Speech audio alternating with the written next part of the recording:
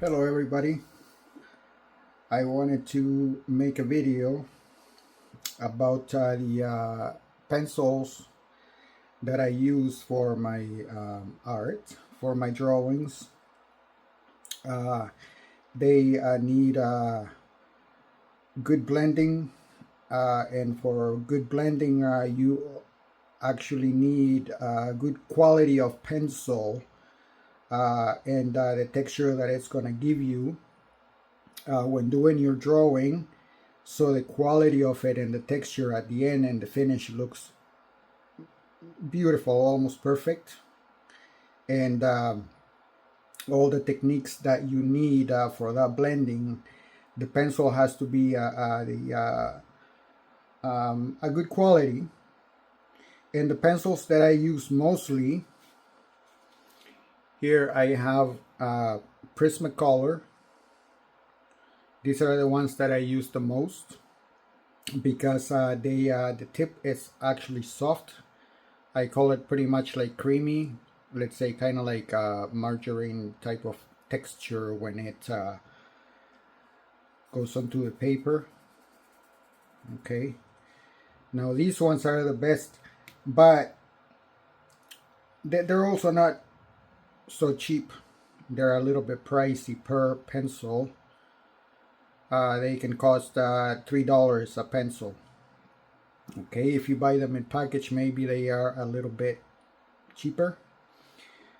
But when drawing and blending, you pretty much use a lot of black. Believe it or not, you use the white. The white helps you to actually spread your colors, and so when you spread it kind of blends into it. So pretty much the white sometimes is called the blender, and I use it a lot. So these two pencils, black and white, they are used a lot by me anyway. I use them a lot.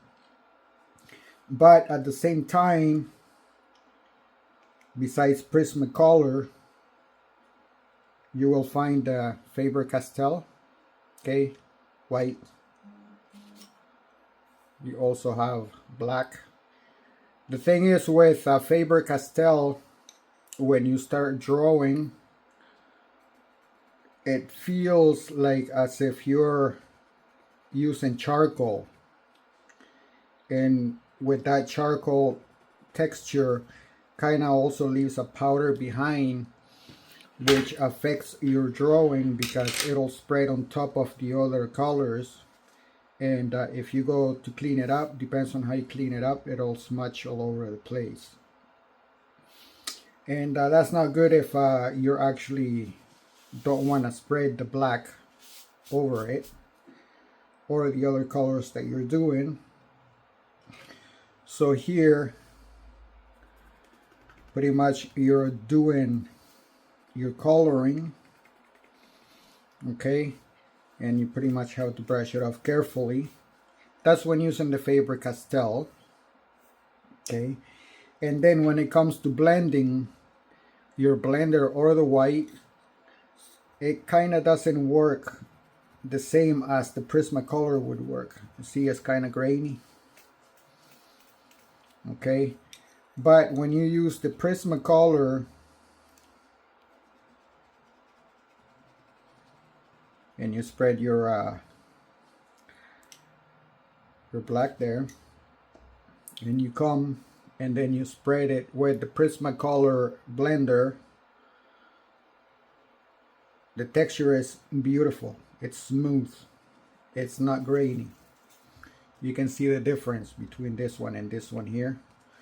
Okay, so between Faber-Castell and the Prismacolors, the texture, this one will feel like charcoal, this one will feel like cream spreading across the paper. Now, sometimes the store where I buy my Prismacolors, they run out of black and white very quick. So what I have done is I have gone to Amazon and I found this company. I can't remember, I think it's called Patkill,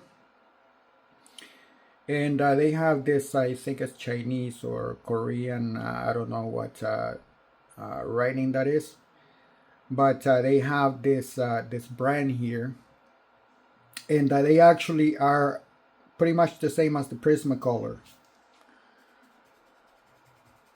They work pretty much the same. Okay, I like them. I am going to use them since I use black and white quite a bit, quite a lot. Okay, between these ones now, of course, you have sometimes you have blending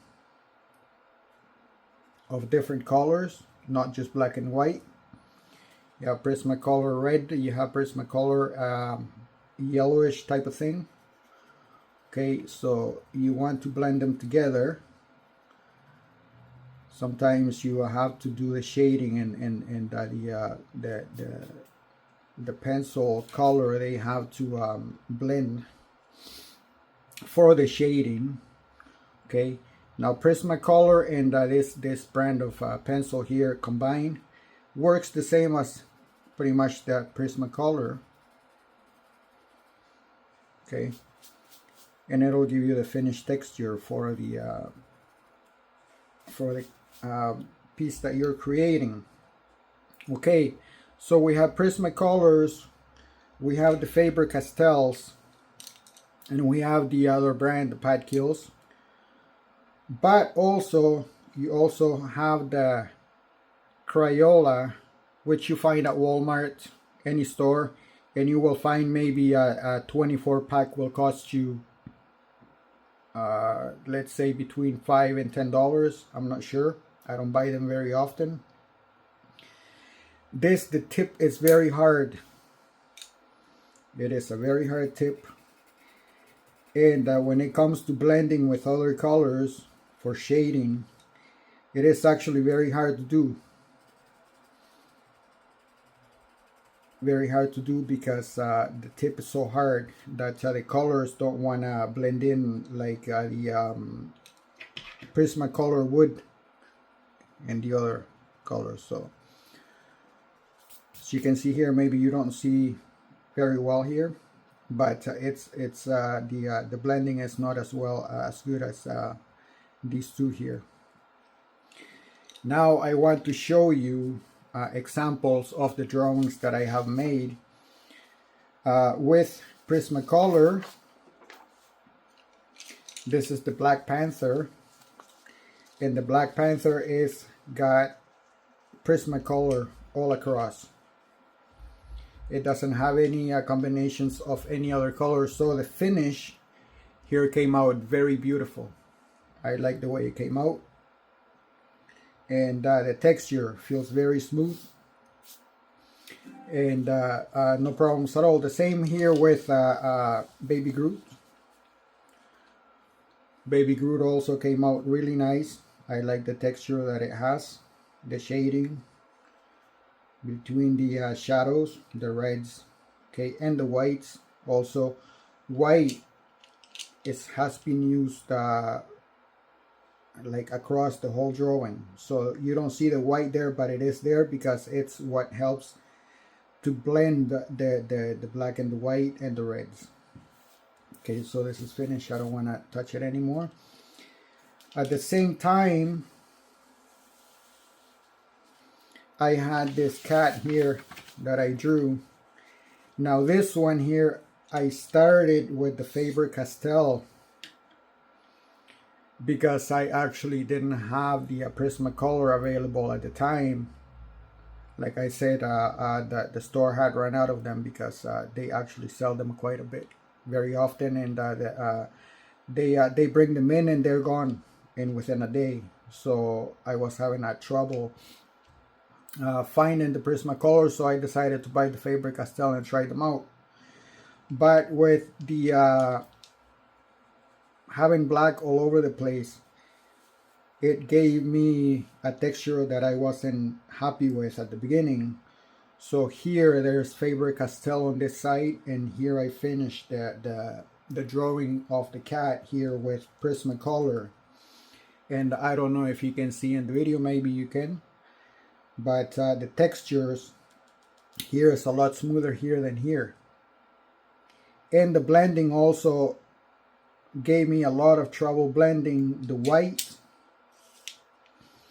because the texture of the charcoal feeling of the pencil wasn't allowing me to blend as well as I wanted it. Now the drawing in the end came out really nice. I am actually not 100% happy with it, but I am happy with it as the looks of it. Now sometimes to bring out the whites, like here, that need to be give it a good shine to the texture of the drawing, I also use white ink. And white ink is very helpful to actually touch up the areas that need a lot of shine. Right now I am working on this drawing here, and this is gonna be Christine from the movie Christine. This is the car, the famous car. And as you can see here, these areas that have shine here, they are really white. This is what helped to bring out the shine for it. Okay, so this is what I actually do to help my drawings look the way they do. And it's very important, if you actually want to make your drawings look as professional as possible. Also have in mind that when you are doing your drawings, sometimes you need to apply a lot of pressure onto the paper for it to be as bright as possible. And sometimes if you are going to blend a little bit of shadow, you press lightly so you can actually blend in the colors that you're gonna use, the other colors that you're gonna use. Right, so for really dark areas, press really hard, and for the light areas that you're going to mix in other colors with, you press really light, and then your blending will come out really nice. And then after you're done that, to mix them in nicely, you use the white, which blends in the colors very nice. So in the end, you will end up with a beautiful piece, and the texture will look nice. So I hope that making this video here will help you guys that are starting to draw the realistic drawings like this. Will help you understand a little bit more how the blending works, and how the finishing and the texture of the drawing will look at the end. So yeah, I think that's it for the tutorial. I guess I would call it a tutorial on how to blend the color pencils, the texture of the pencil on the tip, and the quality of the pencil. Like I said, the best quality that I can find and the best color pencil that I can recommend for people starting to do this type of art is the Prismacolor. And there's other brands out there, like I said, this one that's got the Chinese writing on it. It also works the same. Now you can find some on Amazon, and these ones that I said, these ones here with the Chinese writing, they cost me about I think it was $10 and, well, about $11 for a 6-pack, and they came through Amazon, delivered to my home. and they ended up to be a lot cheaper than the Prismacolors. Even though I like them and they work, I think I will still keep on using Prismacolor when I find them at the store. But like I said, they are actually used quite a bit, and they are sold very quickly at the store. So sometimes it's kind of hard to find them. And this is the alternative, I would say, to the Prismacolors for now. I hope that you are watching this video and that you like what you see. Please subscribe, hit the like button, comment if you have any questions, any suggestions.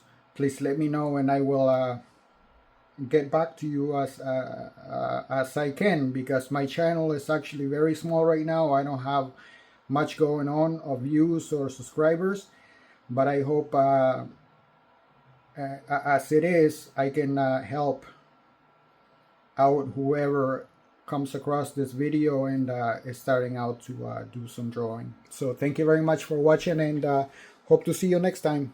Bye bye.